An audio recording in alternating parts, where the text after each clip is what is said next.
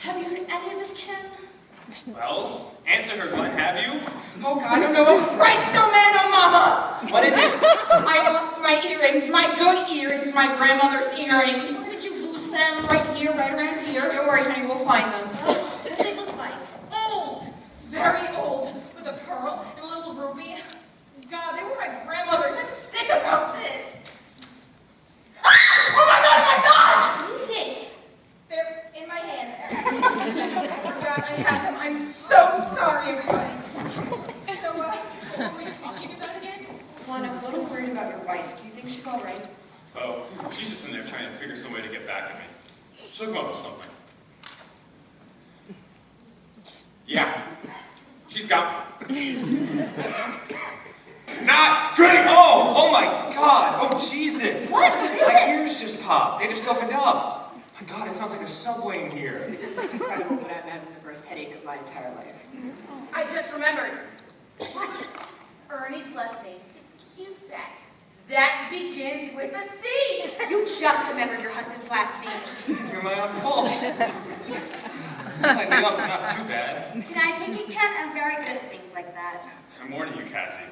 Stop it, or you're going to end up where your crystal is. Don't threaten me, sweetheart, or I'll start naming names. That's it.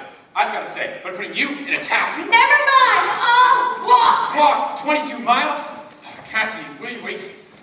Will you wait? I do feel bad for her. She's gonna grow old and die one day. I just remembered something else. Glenn went to Penn. Oh, sit on it, will you, honey? If I had you all in my group, I would never need another group again. Quiet, I can hear them. Hear who? Glenn and Cassie, they're in the driveway. I swear I can hear them talking. The man is a German Shepherd. I don't think it's your business to listen, Ken. If he can hear through walls, it's his business. Talking about a woman. She's very upset. I'll say she picked a car with her, but who owns the BMW? Crap. Good side, too, I bet. I just figured it out. Let me guess. Glenn, Ken, and Len are all men. No. Glenn Cooper. Glenn's the one Myra's having the affair with. I think so. Figured out. Myra's been working very hard on Glenn's campaign. 2-3 nights a week. Late nights. Of course. Charlie's not telling me, but it's 2 and 2 together. Confronts Myra with it. She confesses. Kicks the servants out of the house. Tells her to go home, and he tries to blow his brains out. You don't know that. That's an assumption on your part. It's a very, very dangerous statement to make. Don't you agree with me, Len? No. Why not? I don't feel like it. Listen, I think we need to bring this thing to a head. I'm going upstairs to speak with Charlie and find out what's what. Wait, hold it. As far as Charlie is concerned, only Chris and I know about Charlie shooting himself in the ear. Am I right? Right. He never said a word to me. He had a pillow covering up his ear the whole time. So you're saying he thinks we know nothing about everything? Well, he's got to know that we haven't seen Myra and that there's no servants here. Exactly. But he doesn't know the rest of you know about the gunshot. Go slower. Talk like we're children. My point is, I told Charlie we would not tell anybody. And then you went around and told everybody. No, I told only you and Lenny. Lenny told everybody. But you were deaf then. You did not hear me telling everybody. You told everybody after Lenny told everybody. Go fast again. It doesn't make any difference. My point is, as long as Charlie doesn't think the rest of you know about the gunshot. Why tell him now? I see your point. We've got to keep up the subterfuge. If we confront Charlie with all of us knowing about the gunshot now, he could go to pieces. So until he decides to tell us the whole story himself, we have to pretend that we don't know anything. I should be the one that goes up to him. I tell Charlie that everyone is here, and he asks me, well, does everyone know what has happened? You say no. I say no. Then he asks, well, if I'm not down there, and Myra's not down there, and the help's not down there, what did you tell them?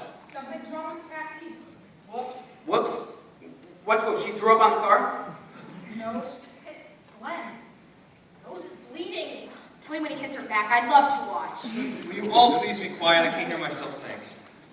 What was I saying? You said I'm the one who goes up and tells Charlie everything that's happened. And Charlie asked, well, did everyone here know what's happened? And then Ernie says, you say no. And then you said I say no. And then Myra asks, All right. I've got it. Here's what we do. So Charlie's going to want to know what Ken told us. So Ken tells Charlie that he told us that Charlie had a large benign wart removed from his ear this morning. But he's okay. Then suddenly Myra's mother broke her hip this afternoon and she had to take her to the hospital and has to stay there the night. The help, thinking the party was off, left the food and went home. It all happened so fast they forgot to call us. We got here, understood, and decided to cook the dinner ourselves. That's the story. I wouldn't believe the mother breaking her hip. Why not? She died 6 years ago. Okay, then her father broke his hip. Her father lives in California. Okay, then does she have any relatives in the city? She has a cousin, Florence. Then Florence broke her hip. Florence is married. Why did her husband take her? Then Myra broke her hip. The neighbors took her. If Charlie only had a wart removed, couldn't he have taken her? Can't you just think of something else? I did! I thought of the mother, the father, the cousin, the wart, and the hip. Nothing satisfies me. There's no logic to it. Nothing in that story is plausible. We don't need plausible. The man's in shock, mental anguish, emotional despair. Logic doesn't mean crap to me right now. Excuse my language.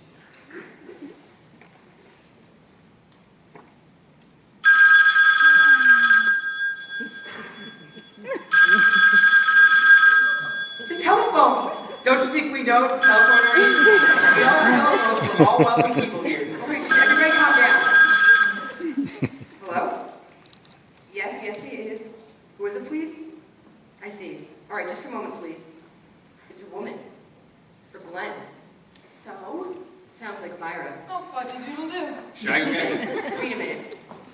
Glenn is outside just now, and tell me. 3 men are the same, and one is different. That guy is Charlie. Are we ready? Who made you Don Corleone? Do you have a better idea? Yeah, let the women wrestle for it. Honey, just get this over with, for Christ's sakes. Okay, here we go. Ready? 1, 2, 3. 2 and 2, no good.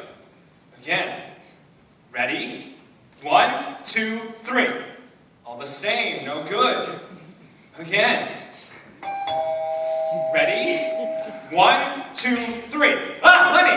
What do you mean, aha, Lenny? We all have 2 fingers out. You have 1 finger. Bull crap, I have 2 stuck together. I got duck grease on my fingers. One finger, Lenny. It was 2, I swear to God. No, it was 1! 1 finger, 1 ass done! That man graduated from Johns Hopkins. Go on upstairs, Lenny. Don't come down unless we call you. No. I am anxious to come as Charlie. Okay, Claire, put on the music. All right, let's go, kids. Hurry up. Grab your partners.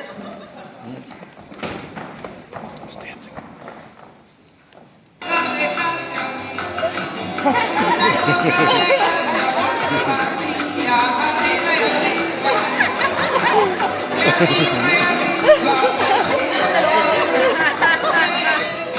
Can somebody please shut that damn thing off? I beg your pardon, officer. May I ask what you're doing here? Oh, I'm sorry. I didn't mean to bust the door open. And why didn't you ring first? I did. 5 times. 5 times? We didn't hear anything. I guess the music was on so loud you couldn't hear anything. Of course.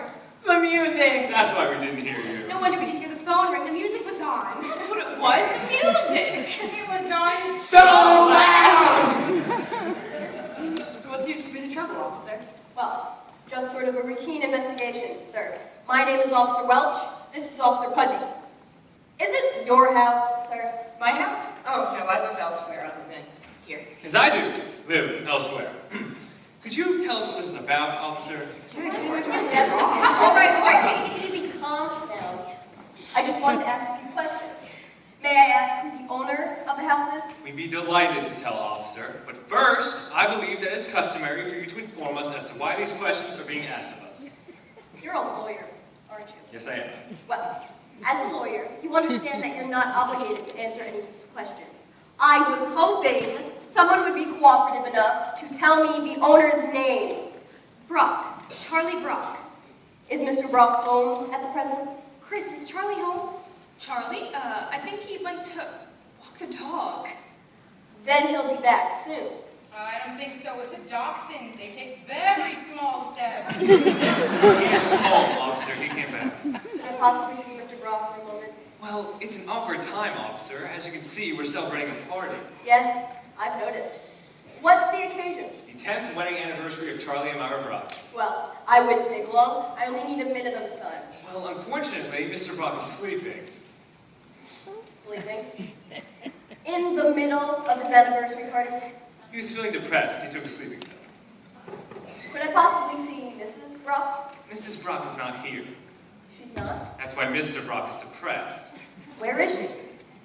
Her father broke his hip. She had to take him to the hospital. During her anniversary party. Her father lives in California.